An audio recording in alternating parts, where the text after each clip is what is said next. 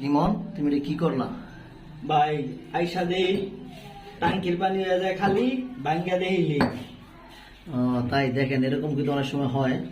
তো নিচ দিয়ে লাইন নিলে যদি এরকম নিচতলার বাসা হয়, মাটির বালু যাই সব ডেবে যায়, ডেবে যাওয়ার কারণে অনেক সময় এরকম কিন্তু হয়ে যায়। দেখেন প্যাচ থেকে সম্ভবত ভেঙে গেছে, এখানে যদি রিপেয়ারিং করতে হবে তা অবশ্যই পরামর্শ দেবেন কীভাবে রিপেয়ারিং করলে সহজ হবে। তো এলবোটা ভেঙে গেছে, তো এটা অনেক কষ্ট করে খুলে অল্প করে একটা 3 ফুট পিভিসি এলবো, পাশাপাশি একটা 3 ফুট বাল্ব সকেট দিয়ে আপাতত কাজটা করে দিচ্ছি।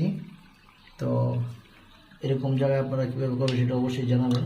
তো আমাদের কাজটি কেমন হয়েছে অবশ্যই জানাবেন ভাই নগদ নগদ হ্যাঁ, যত দাও নিচে, যত দাও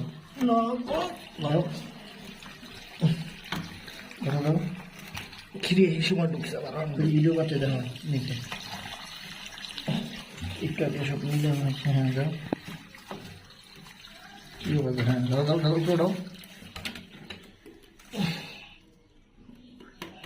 একদম 100 হয়ে গেল, কিন্তু কাজটা অনেক করতে কষ্ট হয়েছে। তো কেমন হয়েছে অবশ্যই জানাবেন। আটা দেন ভাই।